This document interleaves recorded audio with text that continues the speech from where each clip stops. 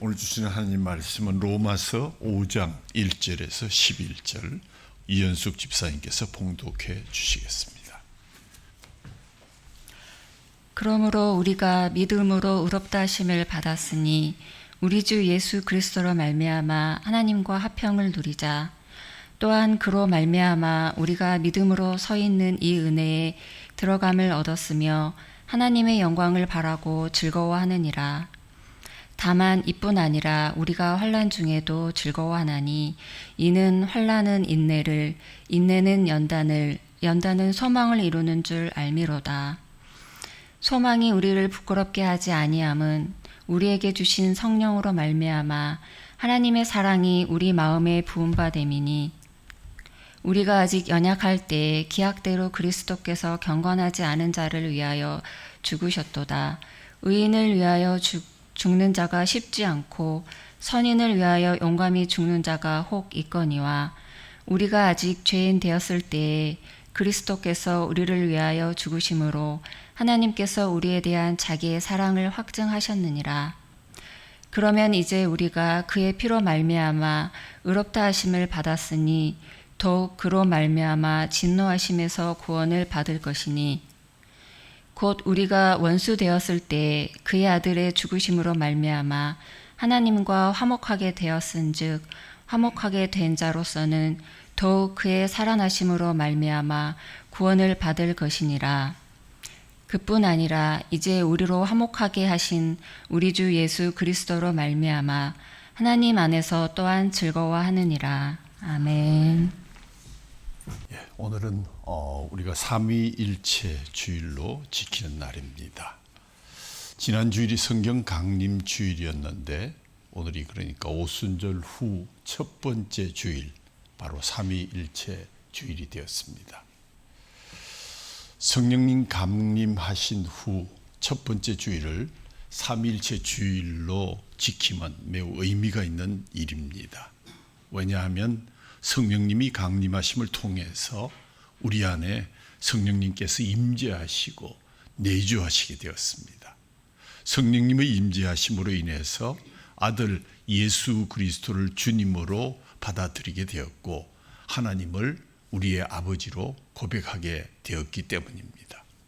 우리가 믿고 경외하는 유일한 하나님은 고독한 독재 군주와 같은 하나님이 아니라 한 분 하나님이시면서 성부와 성자와 성령의 세 인격으로 존재하는, 성부의 영원하신 사랑과 예정, 그 아들 성자를 통한 구원, 그리고 성령님의 인도하심으로 함께 역사하고 계십니다.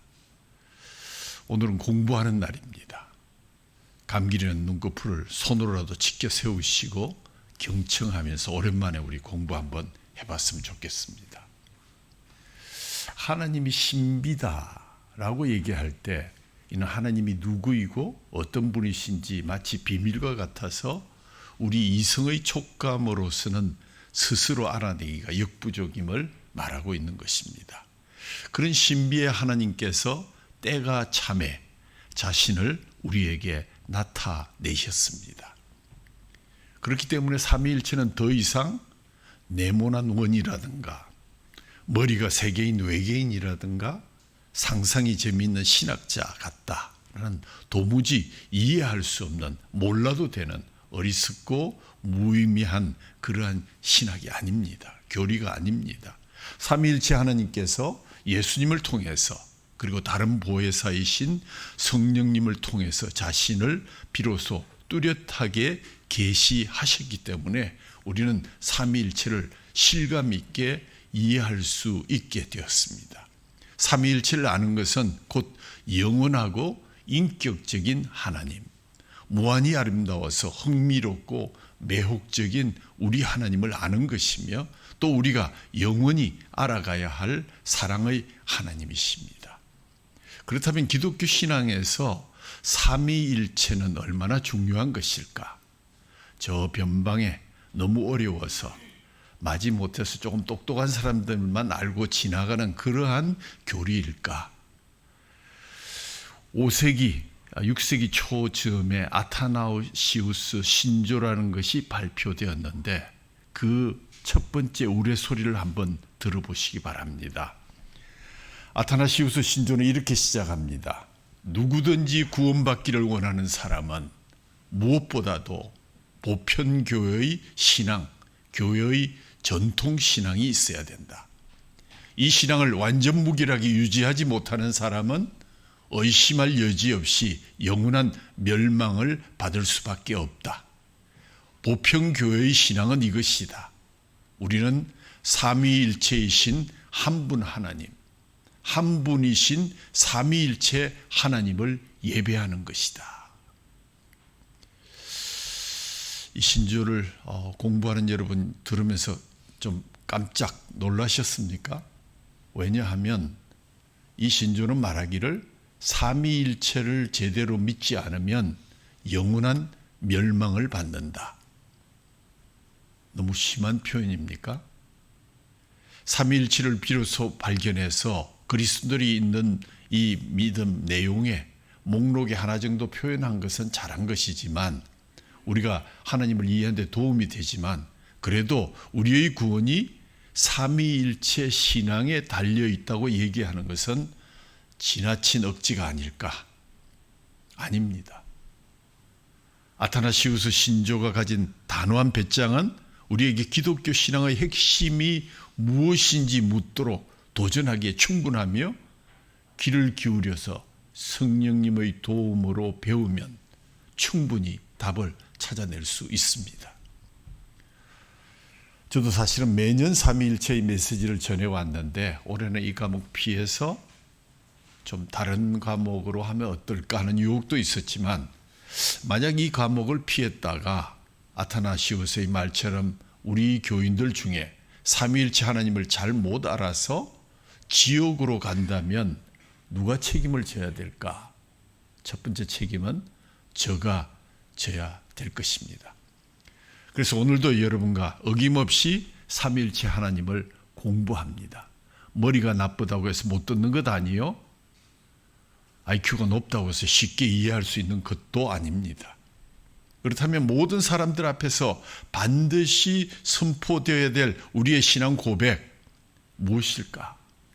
손을 들면 아마 하나님의 오직 은혜, 지난 우리 금요일 날 말씀 때 오직 은혜로 얻은 구원이다. 또 아니면 십자가에서 우리를 대속하신 예수 그리스도의 대속의 은총, 또 아니면 예수 그리스도의 부활 그리고 재림, 물론 이런 것들이 바울이 말한 가장 중요한 것들이면 틀림이 없고 복음의 본질의 정수가 되는 믿음의 핵심 내용인 것은 분명하지만 그러나 이런 내용보다 이 모든 것보다 앞선다고 할 수 없는 것이다.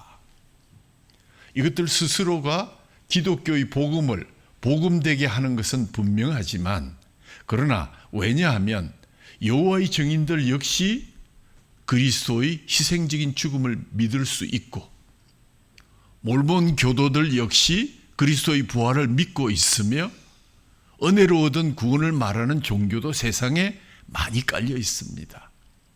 표면적으로 비슷한 경우가 얼마나 많은지 사이비도 있고 이단들도 그릇된 포장으로, 그럴듯한 포장으로 우리의 고백을 유도하고 있습니다. 하지만 이런 기독교 신앙의 내용들은 기독교 복음을 바치는 모든 것보다 앞선 진리의 토제가 될 수 없다는 것을 반드시 기억하셔야 됩니다. 이런 유사함들이 그들과 우리가 함께 있다고 해서 당혹스러워할 필요도 없습니다. 기독교 신앙을 다른 종교와 구별되게 하는 것은 아직 도둑맞지 않은 그러한 한 가지의 교리가 있기 때문에 그것이 삼위일체 교리이다. 기독교 신앙을 모든 사이비 종교들과 함께 절대적으로 구별되게 하는 하나가 있다면 그것은 하나님의 정체성이요. 하나님의 정체성 가운데 가장 핵심적인 것은 삼위일체 하나님이시다. 우리는 어떤 하나님을 예배해야 하는가? 신앙고백의 모든 다른 것들 자리에 앞서서 어떤 하나님을 우리가 사랑하고 믿고 고백하는가? 엉뚱한 데 가서 내가 사랑을 고백하고 엉뚱한 데 가서 내가 내 신앙을 고백하고 내 인생을 바친다고 해서 내가 구원받을 수 있는 것인가? 아닙니다. 우리 믿음의 토대는 그야말로 하나님 자신이고 복음이 담고 있는 각각의 모든 측면들이 있습니다. 창조라든지 계시라든지 구원이라든지 단지 이 삼위일체 하나님이 이루신 창조와 계시와 구원이라는 점에서 기독교적이라는 것이라고 얘기할 수 있지만 우리는 예수라는 청년의 죽음을 믿을 수도 있고 또 그의 몸이 부활했다는 것을 믿을 수 있으며 심지어 오직 은혜로만 구원을 받는다는 사실에 우리가 한 표를 던지면서 동의할 수 있습니다. 하지만 저와 여러분 중에 삼위일체 하나님을 믿지 않는다면 저와 여러분 그리스도인이 아닙니다. 저와 여러분은 그리스도인이 아닙니다. 아타나시우스의 신조 앞에서 더 이상 망설일 필요가 없이 선언합니다. 기독교 하나님은 삼위일체 하나님이시기 때문에 삼위일체는 모든 기독교 신앙 고백을 지배하는 중심이자 다른 모든 것들을 형성하고 아름답게 하는 진리이기에 모든 기독교적인 사고를 위한 방향타이며 다른 어떤 종교와도 확연하게 구별되는 신비의 진리이기 때문에 우리는 반드시 삼위일체 하나님을 알아야 되고 삼위일체 하나님을 믿는다고 고백해야 되며 드러난 신비의 진실 앞에서 진중하게 그를 맞을 준비를 하셔야 하는 것입니다. 그냥 경상도 말로 마 하나님 믿으면 되는 건가? 아닙니다. 절대로 아닙니다. 그 이유를 하나만 들어볼까요? 여러분 쿠란이라는 거 잘 아시죠? 예언자 무함마드가 23년 동안 알라로부터 받은 계시를 집대성한 이스라엘 경전에 해당하는 책입니다. 쿠란은 예수님이 말씀하신 하나님과 알라를 명백하고도 날카롭게 구분하고 있습니다. 뭐라고 쓰인 줄 아십니까? 삼위일체를 하지 말라. 삼위일체를 단호히 거부하라. 그것이 너희에게 복이 되리라. 실로 하나님은 단 한 분이시다. 그분께 영광을 돌려라. 그분은 아들을 가지실 분이 아니다. 알라는 단 한 분이시고 만물이 알라께 의존되어 있고 알라는 낳지도 않고 나오지도 않았으며 그분과 대등한 것이 세상에 없노라. 바꾸어 말하면 알라는 단일 위격의 하나님, 오직 하나이신 위격의 하나님을 믿고 있는 종교입니다. 그래서 삼위일체를 알지도 말고 거부하자. 삼위일체를 고백하지 말라. 삼위일체를 믿는 자들은 다 적이다. 왜냐하면 하나님은 결코 성부도 아니다. 낳는 사람이 아니다.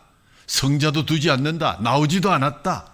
한 위격이자 세 위격이 아니고 알라는 성부, 성자, 성령이신 하나님과 다른 DNA를 가진 전혀 다른 별종의 하나님을 갖고 있습니다.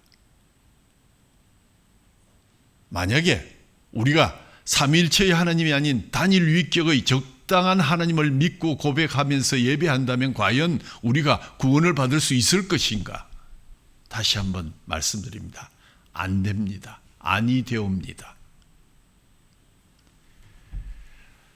아타나시우스는 안 된다고 그랬지만 우리 목사님은 좀 마음이 좋아서 하나님만 믿기만 하면 구원을 받습니다. 삼위일체 하나님이든 어떤 하나님만 믿으십시오. 그렇게 말씀드리면 얼마나 좋겠습니까?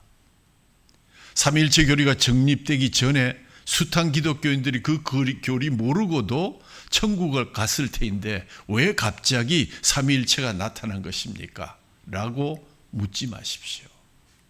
삼위일체 하나님을 가르쳐 주신 역사적인 사건에 대해서 감사하시기 바랍니다. 지금이라도 우리의 가장 중심되는 고백, 나는 삼위일체 하나님을 믿으며 바르게 깨우치고 그 삼위일체 하나님을 예배하고 고백하게 됨을 감사하고 찬양하는 저와 여러분 되기를 간절히 축원합니다.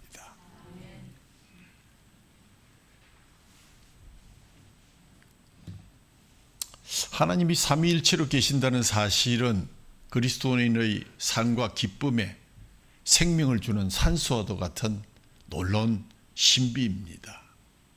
놀라운 사실은 이 삼위일체라는 교리가 교회가 이단에 대처하던 중에 점진적으로 연구하고 기도하고 하나님의 뜻을 묻고 하는 가운데 성경에서 뽑아낸 소중한 교리라는 점입니다.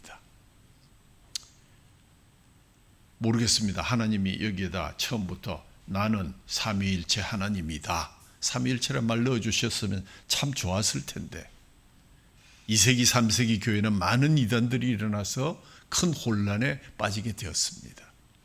이단들 중에 대표적인 것이 먼저 우리가 유대주의 기독교를 들 수가 있을 것입니다. 율법을 고수하고 유대주의 기독교는 예수를 믿는데 안식일도 지켜야 되고 할례를 받아야 되고 모든 율법을 함께 지키면서 예수 믿어야 된다. 바울을 배척하고 복음주의 예수교와 대립하게 된 유대주의 기독교를 우리는 사도행전을 통해서 우리가 배우고 있습니다. 이 삼위일체론이라는 용어를 최초로 사용한 사람은 서방신학의 창시자라고 불리우는 북아프리카 카르타고의 감독 터툴리안이라는 분이었습니다. 그는 성부 고난설을 주장하는 이단들에 반대하면서 삼위일체의 본질의 단일성과 위격들을 구별성을 내세우면서 한 실체의 세 위격이 계시다, 그러한 핵심 용어를 처음으로 사용하신 분입니다. 성부 고난설이란 200년에서 250년 사이에 노에투스 등이 주장한 이단 이론으로 그리스도는 원래 성부였는데 성부가 태어나고 고난당하고 십자가에서 죽으셨다는, 즉 양태론적인 단일신론의 한 형태입니다. 그러니까 하나님은 한 위격이신데 형태가 달라져서 양태가 달라져 가지고 나타난 것뿐이다. 그렇게 거기에 대항해서 이 카르타고의 감독 터툴리안, 그 외에도 터툴리안을 비롯한 아타나시우스, 동방 카파도기아 시방의 세 신학자 바질, 그레고리, 어거스틴 등이 중요한 역할을 담당했습니다. 특히 히포의 주교인 어거스틴은 서방교회의 삼위일체론을 최종적으로 정립하였습니다. 그리스도의 십자가의 도를 어리석은 말로 생각하는 유대적인 사고, 그리고 그리스도의 십자가의 도를 미련한 말로 듣는 헬라적인 사고가 그리스도의 십자가의 도를 반대하는 대적하는 사상으로 나오게 됨으로 인해서 여기에 교회와 진리와 복음을 사수하기 위한 노력이 일어나게 되었고, 그 과정에서 하나님은 삼위일체의 모습을 뚜렷하게 드러내 주신 것입니다. 그리스도교의 역사는 끊임없이 이단과의 싸움이 있었고, 이는 기독론, 즉 기독론적인 구원관을 중심으로 한 삼위일체론에 대항하는 것이었습니다. 삼위일체 논쟁에는 항상 그리스도가 그 중심에 있었고, 삼위일체론은 그리스도의 존재성과 인성, 신성에 대한 시비를 비롯해서 야기된 기독론의 신학적 정립의 결과로서 우리에게 비로소 정확하게 주어진 것입니다. 삼위일체론을 신조에 담아서 선언한 니케아 회의에서는 AD 318년 알렉산드리아 교회의 장로인 아리우스가 그리스도를 비존재로부터 피조된 피조물이다, 그리스도는 존재하지 않았을 때도 있었다 라고 말하면서 성자이신 예수 그리스도는 성부에 의해서 창조된 피조물이며 성부와 유사하다, 비슷하지만 동일하지는 않다라는 주장을 내세웠고, 감독 알렉산더와 또 아타나시우스로 이어지는 그 대립에서 그리스도가 과연 창조된 피조물인가, 그리고 그리스도가 하나님과 유사 본질인가 아니면 동일 본질인가 하는 기독론의 근원적인 문제가 발생하게 됩니다. 니케 회의는 이를 성자는 피조된 것이 아니며 성자는 성부와 동일하다, 동질이다, 이를 니케아 신조의 선언으로 발표하면서 그리스도에 대하여 공교회가 갖는 신학적인 입장을 뚜렷하게 분명하게 표명하게 되었습니다. 이로써 성부 하나님과 성자 하나님 관계를 신학적으로 세우는 삼위일체론의 기초가 확립된 것입니다. 삼위일체론의 기초는 성자 하나님과 성부 하나님과의 관계를 먼저 신학적으로 세우는 데서부터 출발되었습니다. 그러나 계속해서 그리스도에 대한 삼위일체론의 논쟁을 이야기하면서 도전해오는 이단의 공세에 그때마다 교회 회의를 통해서 서로의 기도와 공부와 연구와 논쟁을 통해서 교회의 입장을 신조로 작성하여 발표하게 됩니다. 양태론자 사벨리우스와의 논쟁에서 콘스탄티노플 회의에서 양성론자인 네스토리우스의 단성론자인 유스키테와 가진 논쟁에서 에베소 회의를 거쳐서 칼케톤 회의, 이래서 계속되는 콘스탄티노플 또 에베소, 칼케톤 그 연구가 일어났던 그곳에서 교회의 입장을 선언하면서 점점 삼위일체 하나님은 뚜렷하게 우리 앞에 서게 되었습니다. 이 교회 회의들을 통해서 양태론, 즉 한 하나님인데 모양만, 그러니까 예를 들면 우리가 어릴 때 잠시 그런 얘기를 들었지만 나는 학교에서는 예를 들어서 선생님인데 집에 돌아가면 아버지가 되고 또 아이들에게는 부모가 되고 한 사람이 여러 가지 형태로 보여지는 건 양태론이다. 또 양성론, 단성론, 비성경적인 논리임을 확정 짓고 그리스도를 삼위일체론적으로 더욱 확고하게 하면서 그리스도의 두 본성, 그리스도에게는 인성과 신성이 있다. 그는 100% 하나님이시면서 그는 100% 사람이시다. 그리고 혼잡 없이, 변화 없이, 분할 없이, 분리 없이 한 위격 안에서 연합하여 갖고 있다는 그리스도의 인류이성을 확정함으로써 삼위일체와 그리스도의 인성과 신성에 대한 논쟁을 마무리 짓게 됩니다. 그 과정이 긴 시간 동안 얼마나 어려움에 처해 있었는지, 얼마나 많은 사람들의 기도와 성령의 역사가 있었는지를 우리는 짐작할 수 있을 것입니다. 성자는 하나님께서 지으신 일종의 피조물로 시작이 있었고 따라서 한때 그가 계시지 않은 적이 있었다는 내용에 대항해서 325년 니케아 신조는 말하기를 성자의 신성이 성부의 신성과 동일하다. 호모우시아, 동일 본질을 밝힌 그런 최초의 신조가 됩니다. 유일하신 주 예수 그리스도를 믿습니다. 그는 하나님의 독생자이시며 온 우주에 앞서 나셨고 참신이시며 참신 가운데 신이시며 하나님에게서 나셨고 창조함을 받지 않으셨고 성부 하나님과 동일한 본질이십니다. 당시에 얼마나 단호한 아주 깨끗하게 정리된 그러한 신조인지요. 니케아 신조가 참으로 중요한 스타트를 했는데 약 50년 뒤에 콘스탄티노플 신조는 니케아 신조의 발전된 형태에서 성령에 대한 문제를 자세하게 고백합니다. 주이시며 생명을 주시는 성령을 믿사오며 그는 성부로부터 나오시고 성부와 성자와 함께 예배와 영광을 받으실 분이시며 예언자들을 통하여 말씀되셨습니다.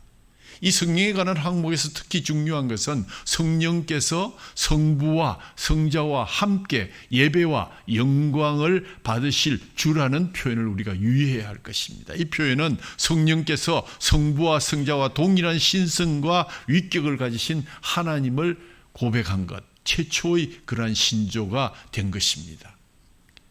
고대교회 정통 신조들 가운데 가장 권위 있는 신조, 이 니케아 신조와 콘스탄티노플 신조를 기반으로 해서 정말 니케아 콘스탄티노플 신조, 이것이 동서교회가 공히 정통 신조로 받아들이는 신조가 되게 되었습니다.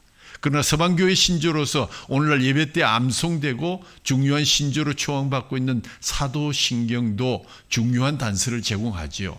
우리가 오늘도 고백했습니다. 첫째는 천지의 창조주이신 전능하신 성부 하나님에 대한 고백. 둘째는 부활하시고 성천하시고 다시 오실 성자 예수 그리스도에 대한 고백. 셋째는 성령과 교회와 죄의 용서와 부활에 대한 고백을 우리가 조금 전에 했습니다. 이 사도신조는 성령에 대해서 자세하게 언급하고 있지 않지만 성부와 성자와 성령에 대해서 각각의 항목으로 나누어서 고백할 수 있도록 세 분 하나님을 분명하게 드러내는 고백의 표준이 된 것입니다. 두 번째, 삼위일체론을 신학자들이 만들어냈다. 왜냐하면 2세기 전에만 해도 그런 말씀이 없었지 않느냐. 성경에 삼위일체란 말이 어디 있느냐. 이것은 사변적인 것이다. 그래서 사변신학이다. 이렇게 말하는 사람들도 있습니다. 그러나 하나님이 삼위일체이심은 이 용어가 직접적으로 성경에 사용되었고 그랬으면 좋겠지만 그렇지 않을지라도 하나님께서 스스로 자정적으로 언급하시고 계셨다 하는 것을 찾아내게 됩니다.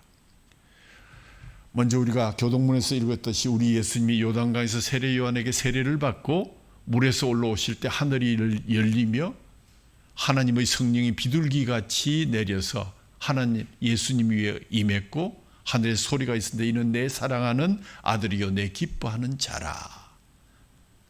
세례 받으실 때 삼위일체 하나님이 동시적으로 나타내신 그러한 그림을 우리가 볼 수가 있습니다.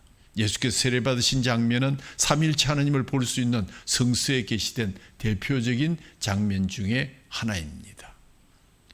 성자 예수 그리스도를 위해 성령이 임하셨고 하늘로부터 성부 하나님께서 내 사랑하는 아들이라는 선언이 나타나 있습니다. 이 장면에서 우리는 성부, 성자, 성령 세 분 하나님의 모습을 한 곳에서 뚜렷하게 발견하게 됩니다. 그 다음에 신약 성서 기자들이 한결같이 세 분 하나님을 나란히 언급하는 것도 결코 우연이 아닙니다. 그러므로 너희는 가서 모든 족속으로 제자를 삼아 아버지와 아들과 성령의 이름으로 세례를 주라. 초대교회는 마태의 가르침에 따라 세 분의 하나님의 이름으로 세례를 베풀었고 바로 이 세례를 베푼 자리가 초대교회의 삼위일체론이 형성된 삶의 자리였고 오늘날도 우리는 여전히 삼위일체 하나님의 이름으로 세례를 베풀고 받고 있습니다.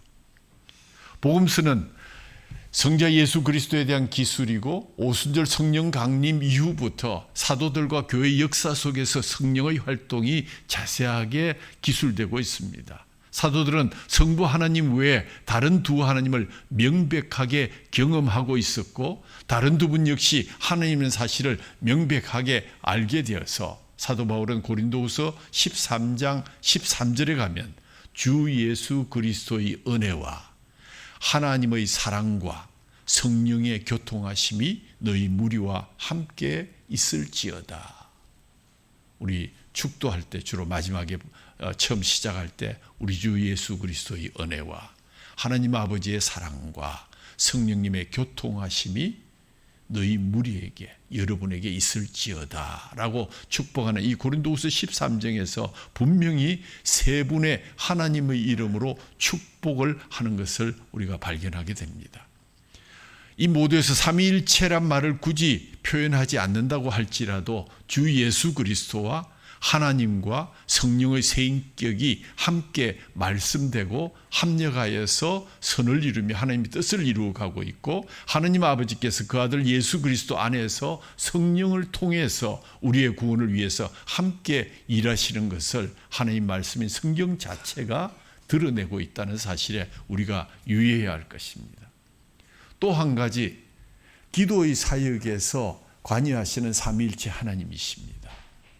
예수님께서 하늘에 계신 아버지께 기도하라고 말씀하셨고 기도할 때는 반드시 성자의 이름으로 기도하라고 가르치셨으며 기도는 성부 하나님께 성자의 이름으로 성령 안에서 기도하는 것이라고 설명해 주셨습니다.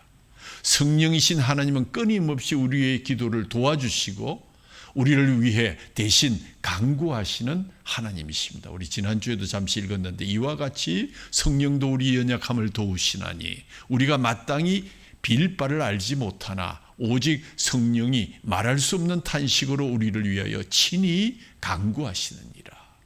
마음을 감찰하시는 이가 성령의 생각을 아시나니 이는 성령이 하나님의 뜻대로 성도를 위하여 간구하심이니라. 삼일체 교리를 정립하시는 분들은 페리코레시스라는 말을 우리에게 들려줍니다. 그건 무슨 뜻인가 하면 서로 삼위를 통해서 상호 침투를 통해서 내주와 순환의 역사가 끊임없이 우리 가운데 일어나고 있다. 우리 하나님이 존재하시는 것을 보면 한 하나님 안에 다른 두 하나님이 침투하여서 함께 거하시는 독특한 존재의 양태를 보이고 있다. 그래서 우리 주님은 나를 본 자는 아버지를 보았다 라고 말씀하셨고, 빌립에게 대답할 때 내가 이렇게 오래 너희와 함께 있어 네가 나를 알지 못하느냐, 나를 본 자는 아버지를 보았거늘 어찌하여 아버지를 보이라 하느냐, 이렇게 말씀하신 적이 있습니다. 콘스탄티노플 신조를 만드는데 결정적인 역할을 수행했던 가파도기아의 교부들 중에 가장 훌륭한 교부 가이사라의 바실이라는 분은 세 분 하나님의 일체성을 하나님의 교제, 교통, 즉 코이노니아, 교회, 불러낸 사람들의 모임이라는 이 코이노니아의 개념으로 설명하고 있습니다. 거룩하신 성삼위 하나님을 한 하나님이라고 고백하게 됩니다. 이 교리는 우리 기독교의 위대한 진리요 역설적인 진리입니다. 그러기에 위대한 사상을 담아내고 구원의 진리를 표현한 것이 바로 삼위일체 교리라고 할 수 있습니다. 오늘 우리가 본문으로 택한 로마서 5장을 보면 성삼위일체 하나님이 합하여서 구원하셨다. 구원과 영광은 성삼위일체 하나님의 것이다. 하나님은 우리를 구원하시고 하나님의 영광을 위해서 화평을 누리고 즐겁게 하셨고, 그 화평은 아들 안에서 이루어졌으며, 그리고 성령의 부으심으로, 기름 부으심으로 우리가 그것을 함께 누리게 되었다. 그러므로 우리가 믿음으로 의롭다 하심을 받았으니 우리 주 예수 그리스도로 말미암아 하나님과 화평을 누리자. 하나님과 우리 예수 그리스도가 누리는 그 화평을 우리가 함께 누리게 된 것, 이 구원의 역사, 우리가 믿음으로 의롭다 하심을 받은 것은 성령의 감동하신 역사요, 하나님과 화평을 누리게 된 것은 우리 주 예수 그리스도로 말미암아 성취된 것이다. 아버지는 아들을 공유하고 우리는 그 아들을 주님으로 공유하면서 성령님을 통해 하나님과 화평을 누리게 된 것이다 라고 1절에서 5절이 지금 설명하고 있습니다. 우리는 예수 그리스도로 말미암아 하나님의 자녀가 되는 이 은혜에 들어가게 되었고, 하늘의 소망을 안고 하나님의 영광을 바라보며 즐거워하게 된 것, 삼위일체 하나님의 은혜의 결과입니다. 아들 예수 그리스도가 없었다고 하면 하나님과 화평을 누릴 수도 없었을 것이요, 하나님의 영광을 바라고 즐거워할 수가 없었을 것입니다. 아버지는 아들을 통해서 성령으로, 아들은 다시 성령과 성부 안에서 우리를 구원하시고 오늘도 우리에게 화평과 기쁨과 소망을 주고 계신 것입니다. 그래서 5절에 소망이 우리를 부끄럽게 하지 아니함은 우리에게 주신 성령으로 말미암아 하나님의 사랑이 우리 마음에 부은 바 된 것이다. 우리가 하늘의 소망을 간직하고 살아가는 것은 우리에게 주신 성령으로 말미암아 하나님의 사랑이 우리 마음에 부은 바 되었기 때문이다. 아버지 하나님이 우리를 사랑하시는데, 독생자 예수 그리스도를 선물로 주시는 그 큰 사랑을 부어주시는데, 그것은 성령님으로 말미암아 하나님의 사랑이신 아들 예수님을 구주로 모시게 되었기 때문에 가능하고 이해하게 된 것이다. 우리 주님은 우리를 구원하시기 위해서 죽으셨습니다. 언제요? 우리가 연약할 때, 우리가 아직 죄인 되었을 때, 우리가 아직 그분과 원수 되었을 때 아들의 죽으심으로 하나님의 진노를 해소하고 우리는 구원을 받게 된 것입니다. 우리는 아들로 말미암아 하나님 안에서 또한 즐거워하고 있습니다. 우리가 평생 절규해야 하는 죄책감과 죄에 마땅한 심판을 받아야 함에도 불구하고 우리 주님이 십자가에서 달리심으로 우리를 구속하셨고 속량해 주셔서 성령님은 하나님이 죄인을 사랑해 주시는 것을 우리로 하여금 알게 하시고 그 사랑 부어 주셨기 때문에 우리가 오늘도 하나님 앞에 나와 예배하고 찬양할 수 있는 것입니다. 우리 한 사람을 구원하는데 성부 하나님이 우리를 사랑하는 자녀로 예정해 주셨고 불러주셨고 아들 예수 그리스도를 보내서 구속하여 주시고 성령님으로 하여금 찬양과 예배하게 하심, 이 놀라운 하나님의 은혜, 기도하게 하시고 예배하게 하시고 하나님의 영광을 바라고 살아가면서 예수님의 사랑과 구속함을 받고 성령님의 임재와 또 내주하심을 따라서 그것을 즐거워하고 화평을 누리는 성도들이 될 수 있기를 간절히 소원합니다. 세 번째는 하나님이 삼위일체로 계시다는 이 존재 양식은 그리스도의 삶과 기쁨의 생명을 주는 산소와도 같다고 제가 말씀드렸습니다. 하나님에 대해서 생각하는 두 가지 접근법이 있습니다. 처음에는 첫 번째 방식은 인간이 하나님을 어떻게 이해할까? 인간이 자신의 지적 능력으로 하나님을 이해하려 했습니다. 이 모든 것을 있게 한 것은 무엇인가 큰 힘인가 누군가가 있는 것이다. 나는 그를 하나님이라고 부른다. 그 하나님은 모든 것들을 있게 했지만 자신은 어떤 것으로부터 나오지 않았다. 하나님은 원인 없는 원인이시다. 그렇습니다. 하나님은 본질적으로 만물을 주관하는 창조자이십니다. 이의를 제기할 수 없을 만큼 지극히 이성적이고 타당한 말씀으로 들릴 것입니다. 무엇보다 창조주와 통치자가 하나님의 근본적인 정체성이라고 한다면 하나님이 하나님 되기 위해서 다스릴 피조물이 있어야 될 것 아닌가. 하나님이 홀로 계셨는데 하나님이 그 통치와 그 창조와 그 역사를 나타내기 위해서 대상이 있었는데 그것이 누군가? 인간을 한번 만들어 보자.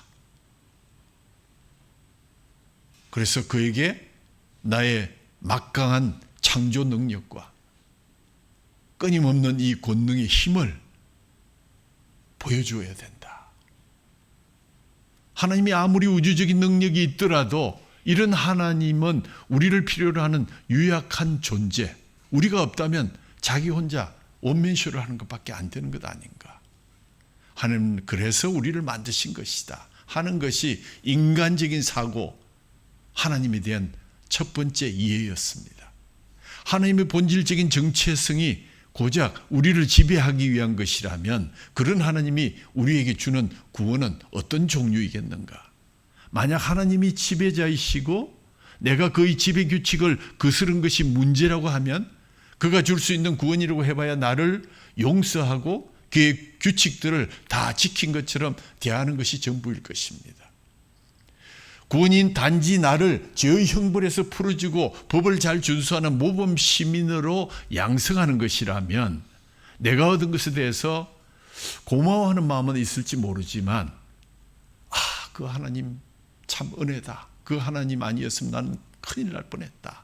나는 그 하나님을 사랑한다. 이렇게 고백할 수는 없는 것입니다. 한계가 있습니다. 다시 말해서 하나님이 본질적으로 정의로운 통치자에 머문다면 나는 결코 하나님을 사랑하거나 하나님을 존경하거나 하나님을 예배하는데 이룰 수는 없다. 그렇다면 어떤 접근이 필요한가? 이 삼위일체를 생각하면서 두 번째 접근이 있는데 그것은 바로 하나님의 아들이신 예수 그리스도의 시각과 접근은 어떠했을까? 이 길은 행복하게도 전혀 다른 것, 전혀 다른 종류의 하나님께 다다르는 길을 우리에게 안내해 줍니다. 예수님이 바로 하나님의 아들이시라는 사실이 모든 것을 말해 줍니다.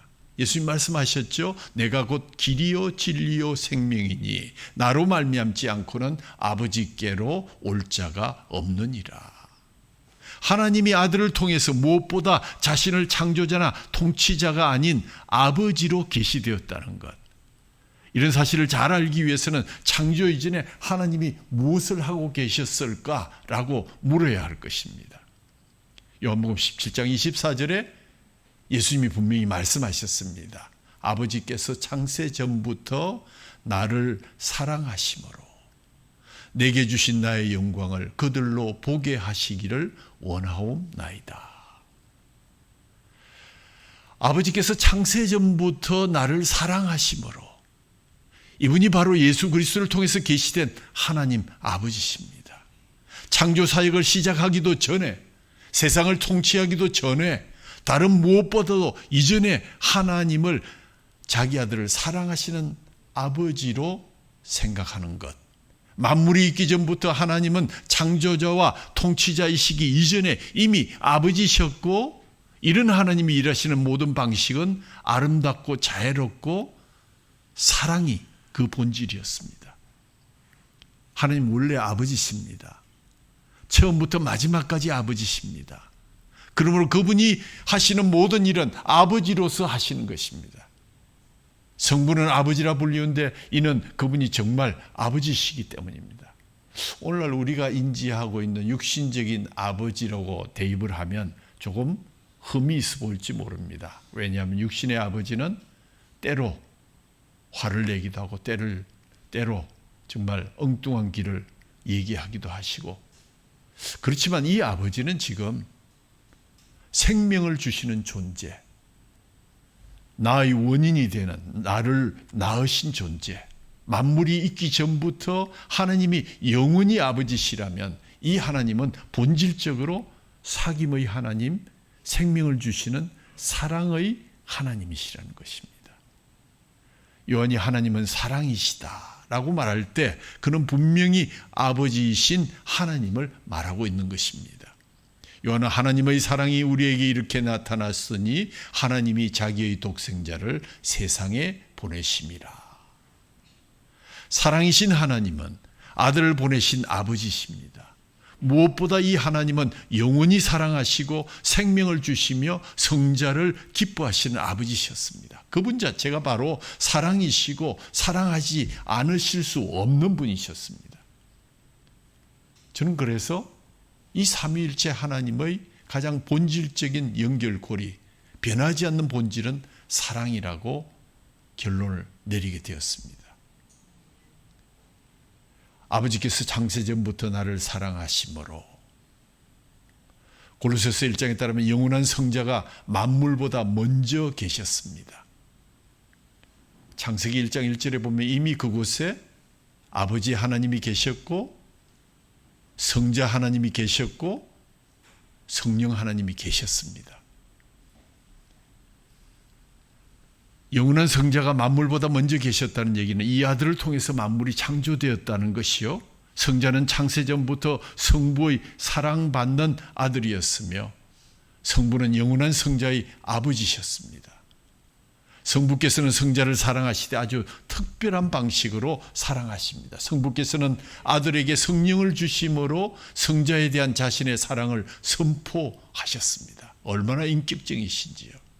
성령의 교통하심으로 서로 온전히 하나 되고 서로를 향한 사랑으로 타오르는 가운데 성령으로 말미암아 성부께서는 성자를, 성자께서는 성부를 기뻐하셨다. 성령께서는 사랑하시는 빛이 아버지를 알게 하시는 가운데 사랑뿐 아니라 기쁨도 가져다 주시는 분이라고 말합니다. 삼위일체 하나님은 본질적으로 창조주도 아니고 통치자도 아니십니다. 심지어 어떤 추상적인 하나님은 더더욱 아니십니다. 그분은 성부이십니다. 성령의 교제 안에서 성자를 사랑하시고 성자에게 생명을 주시는 성부이십니다. 스스로 사랑이신 하나님, 만물보다 앞서신 하나님은 다른 어떤 것이 아니라 바로 하나님이실 수밖에 없는 본질을 가지신 분이십니다.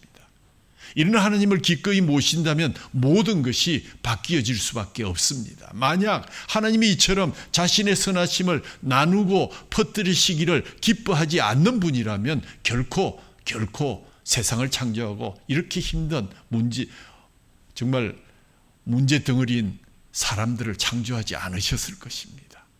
성부께서는 항상 다른 존재를 사랑하기를 즐거워하셨고 성부께서 사랑할 다른 존재를 창조하시는 행위는 완전히 그분께 합당한 사역, 당연한 사역이셨습니다. 그래서 그 뒤에 많은 사람들이, 인간들이 그를 배반하고 돌았을 때도 그는 끝까지 하나님의 일을 감당하시면서 그 사랑을 우리에게 보여주셨습니다. 마침내 성자 하나님을 이 땅에 보내셔서 우리를 구속하는 역사를 단행하셨습니다. 성자 하나님인 예수 그리스도는 창조의 논리이자 청사전입니다. 그분은 성부로부터 영원히 사랑받는 분이신데 창조는 사랑이 바깥으로 확장되어 다른 피조물들이 누리도록 하는 그러한 사역이었습니다. 사랑의 샘이 넘쳐 흐르는 창조의 사역, 성부께서 성자를 얼마나 기뻐하시는지, 성부께서는 항상 성자에게 사랑을 부어주시기를 기뻐하시는 아버지십니다. 그리고 창조로 말미암아 성부께서는 성자를 통해서 자기가 사랑하시는 자녀들에게 이 사랑 부어주시기를 기뻐하셨는데 그 통로가, 그 역할을 성령님이 하셨습니다. 사도 바울은 골로새서에서 성자를 만물보다 먼저 나신 이로 말하면서 이 개념을 곧바로 성자가 하나님의 형상이라는 그러한 사실과 연결짓습니다. 뭐라고 하셨습니까? 그는 보이지 아니하시는 하나님의 형상이시요 모든 피조물보다 먼저 나신 분이십니다. 피조물이 아니시라는 겁니다. 성자께서는 성부가 어떤 분이신지를 완벽하게 보여주는 하나님의 형상 그 자체요, 이는 하나님의 영광의 광채시요 그 본체의 영광이십니다 라고 마무리를 하게 됩니다. 결론을 말씀드립니다. 성부, 성자, 성령이 이루는 이 영원한 조화가 세상의 이치를 이루었습니다. 칼 바르트는 이렇게 말했습니다. 하나님의 삼위일체는 그분의 아름다움의 비밀이다. 삼위에 생기 넘치는 조화, 빛나는 사랑, 넘쳐흐르는 하나님의 선하심 안에서 발견되는 아름다움은 홀로 존재하는 이기적이고 단조로운 신의 모습과는 전혀 다른 것이다. 하나님의 삼위일체는 모든 아름다움의 원천입니다. 즐겁고도 풍성하게 널리 퍼지는 하나님의 선하심이 바로 창조의 이유였고, 뿐만 아니라 삼위일체 하나님의 사랑과 선하심이 바로 모든 사랑과 선함의 근원이었습니다. 유의하시기 바랍니다. 삼위일체론을 형성시킨 신학의 교분들은, 이 교부들이 말하기를 하나님이 세 분, three person, 세 분이라고 언급했지만 세 하나님들이 있다고 말하지는 않았습니다. 아타나시우스와 갑바도기아 교부들은 세 하나님들이 있다는 표현에 대해서 한결같이 반대하면서 오히려 한 하나님이 있다. 성부, 성자, 성령께서 한 하나님이란 말의 의미는 성부, 성자, 성령님께서 상호 침투하며 공제하며 교제를 통해서 변함없는 그들의 본질인 사랑을 발산하면서 하나의 거룩한 삼위일체 하나님을 형성하고 있다. 이 거룩한 삼위일체 하나님을 우리는 한 하나님, one God 이렇게 지칭합니다. 성부, 성자, 성령께서 하나의 거룩한 삼위일체 하나님이 우리의 삶과 역사를 이루어가는 것이 얼마나 감사한 것인지요. 이 거룩한 삼위일체 하나님의 삶과 역사는 언제나 하나이며 그 요체, 변하지 않는 그러한 기본적인 요체는 사랑입니다. 삼위일체 하나님을 바르게 찬양하고 예배하는 것이 기독교 신앙의 기초라는 것을 다시 한번 말씀드립니다. 사랑이신 삼위일체 하나님을 따라서 길교회 공동체가 서로에게 지체가 되고 또 아름다운 버팀목이 되어서 기쁨으로 함께 섬기는 사랑의 공동체로 주어진 우리의 광야의 행진, 천국을 향한 행진에 함께 손에 손을 잡고 앞장서기를 주님의 이름으로 축원합니다. 주님 말씀하셨습니다. 너희는 내 안에 거하라. 삼위일체 하나님께서 영원전부터 신비한 사랑의 연합으로 존재하셨고 우리를 창조하셨고 영광 받으시기를 지금도 원하고 계십니다. 반드시 한 하나님 가운데 세 인격으로 존재하는 사랑의 삼위일체 하나님을 바르게 경배하고 우리 또한 그 사랑을 나누는 하나님의 자녀가 되기를 주님의 이름으로 축원합니다. 아멘. 우리 찬양집 62번 뜻을 생각하면서 삼위일체 송가를 함께 부르고 준비해 주신 주님의 살과 피를 나누는 주님의 만찬 예식을 거행하겠습니다. 찬양집 62번입니다.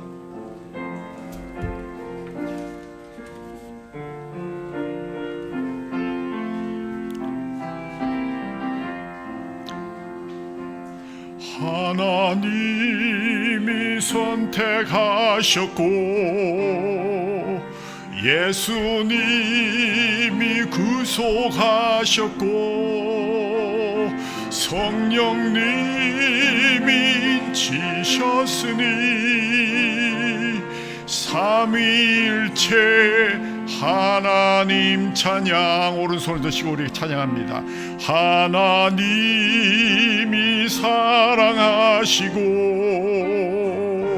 예수님이 은혜 주시고 성령님이 교통하시니 삼위일체 하나님 찬양. 하나님이 지켜주시고 예수님이 함께 하시고 성령님이 능력 주시니 삼위일체 하나님 찬양. 할렐루야 하나님 찬양. 할렐루야 예수님 찬양. 할렐루야 성령님 찬양. 삼위일체 하나님 찬양.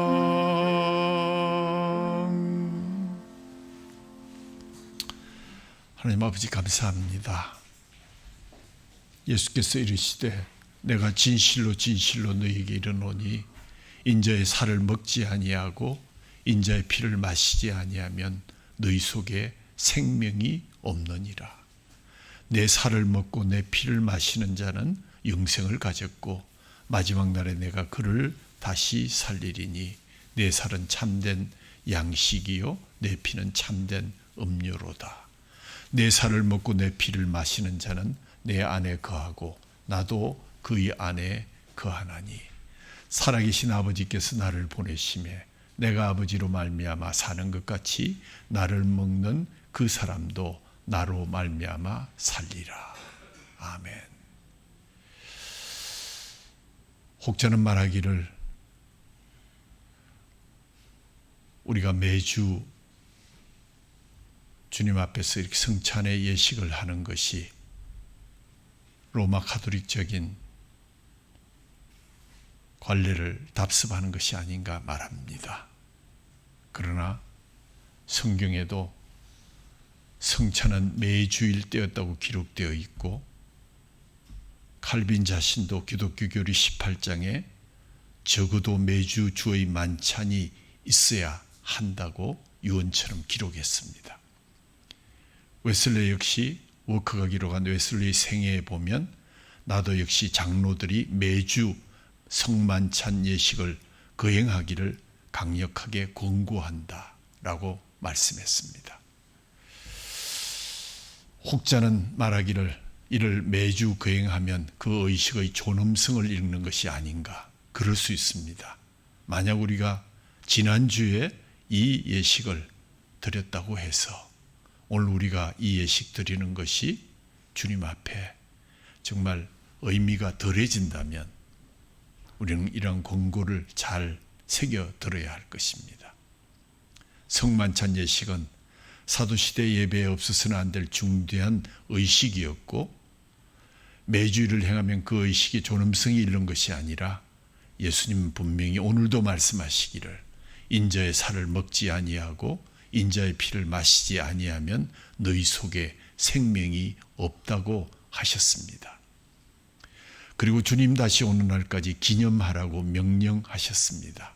다시 말하면 주님의 만찬은 우리의 생명을 이어주는 밥과 같은 것입니다. 그 어느 누가 밥의 존엄성을 잃는다고 1년에 두서너 번만 식사하는 그런 미친 사람이 있겠습니까? 우리에게 주신 당연하고도 값진 이 살과 피를 통해서 삼위일체 하나님을 다시 한번 기억하고 오늘 우리에게 주신 놀라우신 하나님의 사랑을 다시 한번 체험하는 귀한 예식이 되기를 간절히 소원하면서 먼저 자신을 돌아보고 주님의 살과 피를 받으라 하신 주님의 말씀 기억하면서 이 귀한 예식을 하나님 앞에 거행합니다.